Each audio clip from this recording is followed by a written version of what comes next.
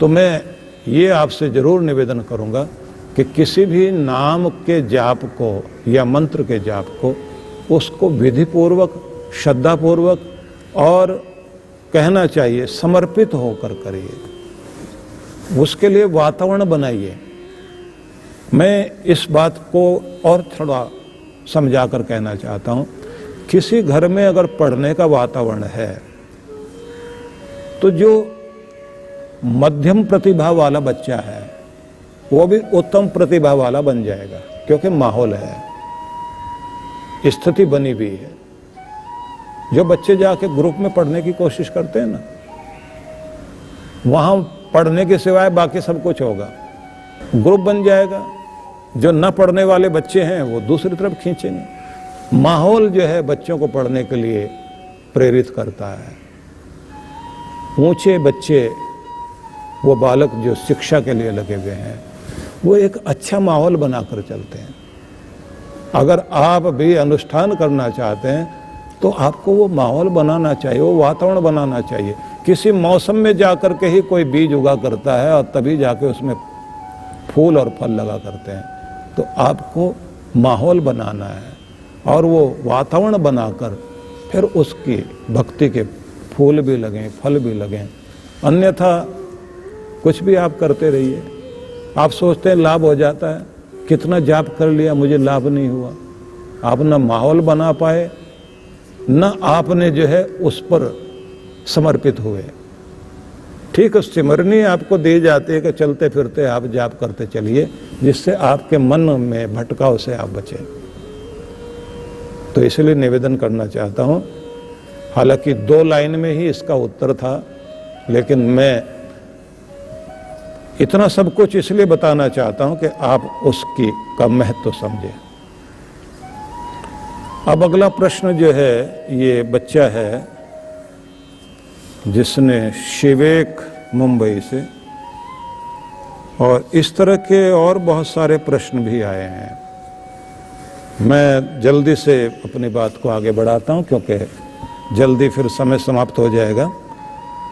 इस बच्चे ने कहा कि मेरी उम्र जो है 18 साल है और मैं मोबाइल फ़ोन का बहुत प्रयोग करता हूँ।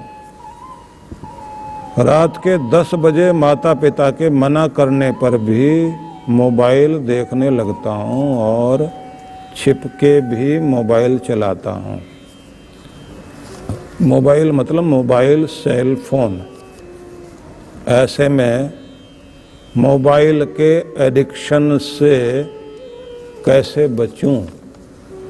तो ये इस तरह के और बहुत सारे लोगों के भी, बुजुर्गों के भी, महिलाओं के भी इस तरह के घुमा फिरा कर ऐसे ही सवाल, ऐसे ही प्रश्न, ऐसे क्वेश्चन किए गए हैं। हालांकि इसका कोई धार्मिक महत्व तो नहीं है, कोई गीता में नहीं आया मोबाइल फ़ोन आएगा उसमें ऐसे एडिक्शन होंगे, न किसी शास्त्र में है। लेकिन फिर भी मेरे से पूछा गया तो आप समझते हैं मैं कुछ बता सकता हूँ, तो भाई जो मुझे समझ है उतना मैं बता देता हूँ आपको। तो मुझे लगता है आपको पसंद आ जाएगा। वैसे मैं आपकी पसंद से ज़्यादा इस बात का ध्यान रखूँगा कि ये जो आपकी एडिक्शन बन रही है, नशा बन गया है और आदत बन गया, जितनों का भी बन गया, इससे बचा कैसे जाए। पहले तो ये देख लें कि जब आदत बन गई तो आपने देखा होगा कि दुनिया भर में लोग 25% तो ऐसे ही हैं जो हाथ में लिए लिए फ़ोन देखते देखते ही सोते हैं, फ़ोन बराबर में गिरा रह जाता है। कुछ वे भी कमाल के लोग हैं जो बाथरूम में नहाते समय भी अगर उनकी बाल्टी भर रही है तब तक भी फ़ोन सामने रहना चाहिए, क्योंकि इतनी देर खाली रहेंगे तो क्या करेंगे। व्यस्त आदमी 1-1 मिनट का फ़ायदा ले रहे हैं, भले ही पानी की बाल्टी में गिर जाए उनका फ़ोन जाकर। हर जगह उसको लेकर चलेंगे। माँ भी अपने बच्चे को बाहर बैठा सकती है, लेकिन ये तो बंदरिया जैसे अपने बच्चे को अपने से चिपका के चलती ना, अगर मर भी जाए तो उसे छाती से लगा के 7 दिन तक रखती है। तो बड़े कमाल के भगवान जी को भी शायद पता नहीं था कि आने वाले कलयुग में जो है ऐसा कलयुग आएगा, मोबाइल ऐसे लोग प्रयोग करेंगे। लेकिन हंसने के लिए कह रहा हूँ, फिर भी मैं आपको ये कहना चाहूँगा कि सुबह उठकर लोग भगवान का नाम नहीं लेते। पहले कहते ना सुबह उठते ही जो है कर दर्शन करें, तो ये तो मोबाइल दर्शन करते हैं सुबह उठते ही। और आखिर में जो है आखिरी तक भी सोने से पहले भगवान का नाम लेना है तो मोबाइल का ही नाम लेते हैं, मतलब उसको देख के ही, और तब लोग सोते हैं। इतना लोगों के साथ ये चीज़ मस्तिष्क में बैठ गई और मजाक भी प्रचलित हो गए कि भगवान ने व्यक्ति से पूछा कि तुम्हारे आधे कर्म स्वर्ग जाने के, आधे नरक में जाने के हैं, बताओ पहले कहाँ जाना चाहते हो। तो व्यक्ति ने कहा कि प्रभु बस इतना कर दीजिए, मेरा मोबाइल और चार्जर आप धरती से मंगवा दो, बाकी कहीं भी रह लेंगे हम तो, स्वर्ग में रखें नरक में रखें, मोबाइल फ़ोन होना चाहिए, उससे बढ़कर तो क्या स्वर्ग होगा। तो जो लोग अपना इतना बड़ा स्वर्ग इसमें ढूंढ रहे हैं और ज़्यादा से ज़्यादा समय अपना जो है वो फ़ोन पर बिता रहे हैं, तो ये याद कर लीजिए कि आपकी ज़िंदगी समय में बटी हुई है। समय ही आपका जीवन है। जो समय खराब कर रहे हैं तो वो अपनी उम्र, अपनी ज़िंदगी खराब कर रहे हैं। उनको लगता है ये कोई बहुत अच्छी चीज़ है, कोई मज़ा अगर सज़ा बन गया तो वो जो सज़ा जीवन में होती है ना, वो बहुत दूर तक रुलाती है। मनोरंजन के लिए आप फ़ोन का प्रयोग करते हैं या मोटिवेशन के लिए करते हैं, ये आपके ऊपर है। मैं तो समझता हूँ अच्छी चीज़ें देखने के लिए आप इसको देख सकते हैं, जिससे मोटिवेशन आपको प्रेरणा मिले, नॉलेज मिले।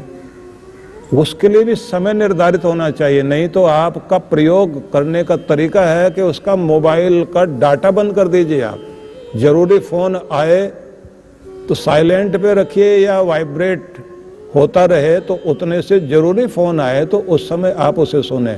और जो नोटिफिकेशन आ रही होती है, मैसेज आ रहे होते हैं, उसकी ट्यून, टोन, जो भी ध्वनि आती है उसको भी साइलेंट कर दीजिए। जब मोबाइल का डाटा ही आपने बंद कर दिया और अपने काम पर लगिए आप।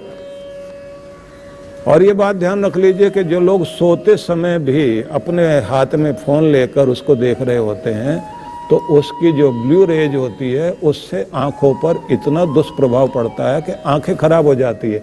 और जो लोग कान में लगा करके हर समय सुनते रहते हैं, मैं ऐसे बहुत लोगों को जानता हूँ कि जिनकी को ऊंचा सुनने की आदत हो गई और वो बिना बात के हैं जी करते हैं। और उन लोगों को फिर आप कुछ भी बोलते रहिए, बहुत देर में 4 बार बोलें तब उनको सुनाई देता है। तो आप जो है अपनी आंखें कमज़ोर कर लें, अपने कान खराब कर लें। और फिर एक बात और है, हर समय आपको ऐसे करके देखना होता है तो आपके ये बैक साइड वाली जो आपकी हड्डी, रीढ़ से ऊपर वाला जो भाग है, उस पर असर आने लग जाता है। सर्वाइकल प्रॉब्लम हो जाएगी, या जो लेटे लेटे टेढ़े होकर लेटे रहेंगे तो भी गर्दन में भी यहाँ दर्द रहने लग जाता है। तो इसलिए ये निवेदन करना चाहता हूँ कि इतनी सारी समस्याएं हैं, वक्त आपका छीन रहा है ये। तो नेक का बैक पोर्शन, उस पर असर आए, दर्द रहने लग जाए, तो इससे छुटकारा पाइए। क्योंकि जो लोग कंप्यूटर पर भी काम करते हैं तो वो भी अपना एक खास तरह का चश्मा लगाते हैं और ख़ास जगह पर आप उसको सेट करके तब देखते हैं, नहीं तो आपके पोस्चर पर असर आने लग जाता है। तो आपको ये निवेदन करना चाहता हूँ, काम करने की क्षमता कम हो जाती है उन लोगों की जो बात बात पे फ़ोन देखते हैं। और जो महिलाएं अपने बच्चों को शिक्षा और संस्कार दे सकती हैं, वो टिकटॉक पर बैठी हुई हैं, फेसबुक पर बैठी हैं, व्हाट्सएप पर बैठी हुई हैं। और कितने सारे बच्चे और युवा और दूसरे लोग हैं, वो लाइक आई है कोई नहीं, कितने लाइक मिले मुझे, उसको देखने में लगे हुए हैं। फेस टू फेस बात करने के लिए समय नहीं है, लेकिन फेसबुक पर बैठे हुए हैं। फेसबुक वाला कोई आपके काम आ जाएगा मुझे तो नहीं लगता। मुझे तो वही बात याद आती है कि किसी व्यक्ति को हार्ट अटैक हो गया तो जो उसके फेसबुक फ्रेंड थे वो तो 200 के लगभग थे, एक भी हाल पूछने नहीं आया। बस बाहर जो है आईसीयू के बाहर बैठी हुई पत्नी आंसू जरूर बहा रही थी और बात बात में जो प्रार्थना करती थी कि ये बच के ठीक होकर बाहर आ जाए। फेसबुक फ्रेंड कोई नहीं आया। जिस दिन वो ठीक होकर आया उस दिन से फिर चालू हो गए, हाउस स्वीट का नाम से लेकर के सारी चीज़ें शुरू हो गई। तो इसलिए निवेदन करना चाहता हूँ कि जो आपका समय खाए, आपकी ज़िंदगी खराब करे, वो कोई मित्र भी नहीं है और उन पर समय लगाने से कोई फ़ायदा नहीं। और जहाँ तक इस बच्चे की बात है तो मैं, क्योंकि सबके लिए बात करनी पड़ रही है मुझे, तो बेटा तुम्हारे लिए मैं ये कहना चाहता हूँ कि आप जीवन को महत्व दीजिए और अगर जीने की पावर आपके अंदर है और कुछ बनने की पावर आपके अंदर है तो मोबाइल फ़ोन में इतना दम नहीं है कि वो आपका समय छीन ले। आप निश्चित कर लीजिए अपने लिए, इतनी देर के लिए इस समय में फ़ोन का प्रयोग करेंगे, उससे पहले करने की ज़रूरत नहीं है। मोबाइल का डाटा बंद करके रखिए और अपने कुछ बनने का संकल्प मन में लीजिए। और सबसे पहले एक बात याद रखें, हर दिन जब भी आप शीशे के सामने खड़े हों तो इस तरह से उंगली दिखाते हुए वी फॉर विक्ट्री कहते हुए अपने आप को विक्टर बनाएं, अपने आप को विजेता बनाएं। आप अपने मन में एक भावना रखें कि मैं विजेता हूं और मैंने जीतना है हर उस चीज़ को जो मेरे लिए कमजोरी है। और ये खुद को कहें कि मोबाइल फ़ोन में, इस सेल फोन में इतना दम नहीं है कि ये मेरी प्रगति को रोक सके। मैंने देखा है कि सत्संग सुनने के लिए भी लोग बैठे होते हैं, जिनको चैटिंग करने की आदत पड़ी होती है ना, वो वहीं थोड़ा थोड़ा देखने के बाद में जो है ना कोई उनके मैसेज आया हुआ होता है, वो चैट कर रहे होते हैं वहीं से। ये ज़माना कहीं तो चीटिंग का है, कहीं मीटिंग का है, कहीं ईटिंग का, और साथ में चैटिंग का और शुरू हो गया। तो हमें कम से कम जो है अपने को बचाना चाहिए। सुबह और शाम का जो समय है, मतलब जाग कर 2 घंटे तक का समय है, उसमें तो आप मोबाइल फ़ोन से छुटकारा पाएं। और ये जो फ़ोन पर ही आप गुड मॉर्निंग और राम राम और ये सब फूल भेजना, इससे भी हो सकता है आपका समय खराब होता है। जहाँ बहुत ज़रूरी है संबंध कायम रखने हैं, संभाल के अपना उतना ही करिए। रात को सोने से पहले 1 घंटा पहले तो मोबाइल फ़ोन से छुटकारा पाना चाहिए। और कोई चीज़ के लिए आप खोलेंगे, देखने के लिए कोई ज़रूरी चीज़ है, तो 20 तरह की चीज़ें आपको उलझाने वाली वहाँ सामने दिखाई देंगी। अगर हम इसको मनोविज्ञान की दृष्टि से देखें तो मनोविज्ञान की दृष्टि से तो आप ये समझ लीजिए कि जब कभी भी आप कोई चीज़ में एडिक्ट होने लगते हैं, किसी चीज़ का प्रभाव आपके मस्तिष्क में अधिक आने लग जाता है, तो डोपामाइन नाम का एक केमिकल है, वो जो आपके शरीर में आता है, वो आपको एक प्लेजर देने लग जाता है, जिसका परिणाम ये होता है कि आपको उस चीज़ में ज़्यादा मज़ा आता है और आप वही चीज़ बार बार करने लगते हैं। जिस चीज़ को आप बार बार दोहराओगे वो आपकी कमजोरी बनती जाएगी और वो आदत बनकर आप पर हावी हो जाएगी। इसलिए अच्छा यही है आप जो है प्रबल बने, मजबूत बने और अच्छे दोस्त आपके होने चाहिए। कोई भी जो आगे बढ़ना चाहता है वो कभी भी इस तरह से अपना समय खराब नहीं करता। बेहतरीन लोग, बेहतरीन कलाकार, बेहतरीन आर्टिस्ट, नेता हों, अभिनेता हों, सफल लोग हों, विजेता हों, वो सारा दिन फ़ोन में नहीं डूबा करते। आपका आदर्श कौन है ये आपको सोचना है। अगर आपके आदर्श जो है फ़ोन है तो फिर आपको कोई नहीं बचा सकता, और अगर आपका आदर्श कोई व्यक्ति है तो फिर आपके सामने आपका गोल रहेगा।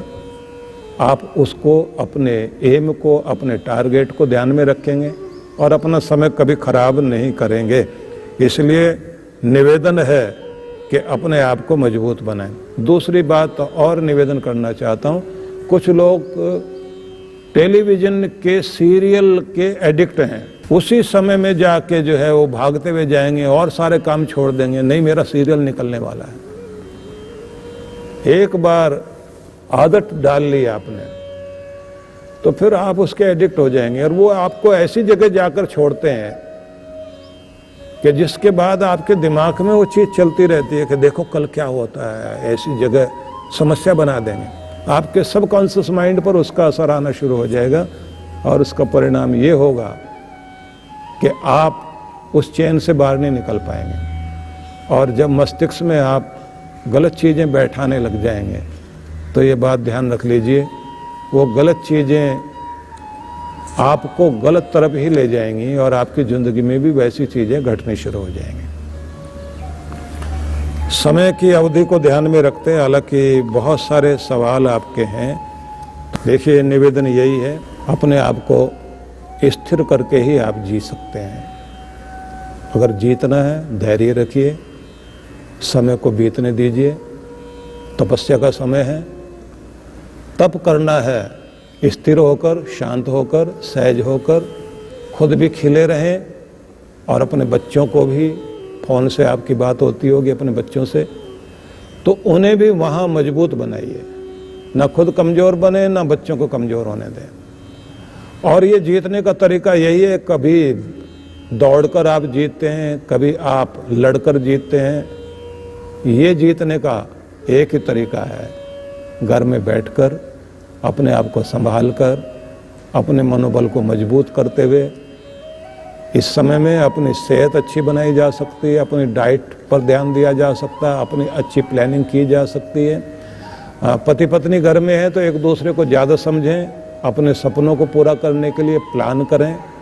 जो भी आप अपनी बेहतरी के लिए कुछ अच्छा कर सकते हैं, उस रूप में अपने समय का प्रयोग कीजिए। समय समाप्त हो चुका है। एक प्रश्न बाकी और सामने है, तो थोड़ा सा हम आगे बढ़ जाते हैं टाइम के अनुसार। तो कभी कभी ऐसा भी होता है, तो ये सवाल इनका जो है, इसको भी मैं देखता हूँ कि क्योंकि बहुत जोर देकर इन्होंने कहा कि मैंने कितनी बार पूछ लिया है, तो आप जो है मेरे प्रश्न का उत्तर भी ज़रूर दें। इस तरह के सवाल जो आते हैं तो उन्हें भी लेना पड़ता है। हाँ, ये बीच में है। द्वारिका से प्रज्ञा ठाकुर, अपनी पसंद की कोई ज्ञान की बातें बताएं जो हमें पसंद आ जाएं। मतलब 2 तरह के आदमी के बारे में बताएं। तो बड़ा अजीब तरह का सवाल है आपका। तो दुनिया में 2 तरह के लोग क्या हो सकते हैं? एक आदमी वो जिसकी ज़िंदगी में सोने की चैन का महत्व है। दूसरे वे जिनकी ज़िंदगी में चैन से सोने का महत्व है। तो अमीर सोने की तरफ भाग रहा है, तो उसके जीवन में सोने की चैन का महत्व है। अमीर की ज़िंदगी में सोना चांदी इसका महत्व हो गया, लेकिन उसके पास सोना नहीं है, नींद नहीं है। गरीब के पास सोना तो नहीं है, लेकिन चैन से सोने का भाग्य उसके पास जरूर है। तो 2 तरह के लोग हो गए। अब इन 2 तरह के लोगों की बात अगर हम करें, तो अमीर आदमी और ऐसा व्यक्ति जिसे हम देखते हैं कि शायद ही उसे कहीं किसी से मांगने की जरूरत पड़ती है, लेकिन अमीर आदमी मंदिर में जाकर भगवान के आगे भीख मांगता है, और मंदिर के बाहर बैठा हुआ भिखारी बाहर बैठ के भीख मांगता है। भिखारी दोनों ही हैं। तो इसलिए 2 तरह के लोग दुनिया में हैं। एक वे लोग जो अमीर कहलाते हैं, जिनकी ज़िंदगी में सोना ही सब कुछ है, लेकिन चैन नहीं है, सोने की चैन के पीछे दौड़ रहे हैं। दूसरी तरह के लोग वे हैं जिनके पास सोना चांदी गोल्ड नहीं है, लेकिन चैन से सोना उनके नसीब में है, तो दोनों में आप समझते जाइए कौन अमीर कौन गरीब। फिर थोड़ा सा और आगे चलते हैं। एक व्यक्ति वो है जो हर दिन सुबह दौड़ लगाता है पेट भरने के लिए, पेट भर जाए मेरा भी मेरे बच्चों का भी, तो वो गरीब है बेचारा जो सुबह पेट भरने के लिए दौड़ लगाता है, और एक और है जो पेट कम करने के लिए दौड़ लगाता है। अब ये दो तरह के आदमी हो गए। तो इसके बाद आप अंदाजा लगाते रहिए अमीर कौन इनमें से और गरीब कौन, और असली में अमीर कौन है और असली में गरीब कौन है। थोड़ा अगर हम और कहें, आप सोचेंगे कि ज़िंदगी में मैच तो होता है, किसी की किस्मत कोई है किसी की किस्मत कोई है, तो भाग्य का खेल है। तो फिर ऐसे भी सोच लीजिए कि जब तालाब में पानी भर जाता है और भरता ही जाता है, तो एक चीज़ देखने में आई है कि उस पानी में चींटियां तैर रही होती हैं और मछलियां ऊपर उठ उठ कर उनको खा रही होती हैं। एक टाइम ऐसा आता है पानी उतरता जाता है और तालाब सूख जाता है, तब मछलियां मरती हैं और चींटियां उनको खाती हैं। तो दो तरह की स्थिति। तो ऐसे ही कुछ लोग जिनके पास आज पैसा आ रहा है गरीब को सता रहे हैं, लेकिन एक टाइम ऐसा आता है कि फिर उनके पास भी कुछ नहीं बचता और फिर उनको सहारा उनका लेना पड़ता है जिनके पास कुछ भी नहीं। मौका सबको मिलता है, अपनी बारी का इंतज़ार कर लीजिए, कभी चींटी और कभी मछली। तो इसलिए ये निवेदन करूँगा, आज कौन आगे और कौन पीछे नहीं कह सकते, लेकिन दो तरह के लोग दुनिया में ज़रूर हैं। वो दो ही जातियां दुनिया में हैं, एक अमीर की और एक गरीब की। लेकिन कुछ लोग जो कहने के लिए कहा जाए बहुत अमीर हैं, लेकिन वो सच में अमीर नहीं गरीब हैं, क्योंकि किसी के पास चैन की नींद नहीं है, किसी के पास सेहत नहीं है। कोई जो है बाहर से अमीर दिखाई दे रहा है, लेकिन भगवान के आगे बैठकर गिड़गिड़ा रहा है कि भगवान कर्जा दिखाई देता है बाहर से अमीरी, लेकिन हूँ कर्जदार, कर्जा कैसे चुकेगा। और एक वो भी है जो ये कहता है भगवान जो भी कुछ दे पर किसी का कर्जदार मत बना, मेरा काम आराम से चल जाए, 2 वक्त की रोटी चल जाए। तो दो तरह के लोग हैं और फिर दो तरह की लहरें दुनिया में हैं, दो तरह के रास्ते दुनिया में हैं, दो तरह के रास्तों में एक श्रेय और एक प्रेय है। तो दो बहुत है, इसलिए मैं इसको यहीं रोकता हूँ और आपसे यही कहता हूँ, मेरी पसंद वाली चीज़ मुझे लगता है आपको भी पसंद आ गई होगी। फिर मिलेंगे और प्रश्नोत्तर का कार्यक्रम फिर रखा जाएगा। पहले 2 दिन लगातार करते थे, इस बार हमने सिर्फ 1 दिन का रखा।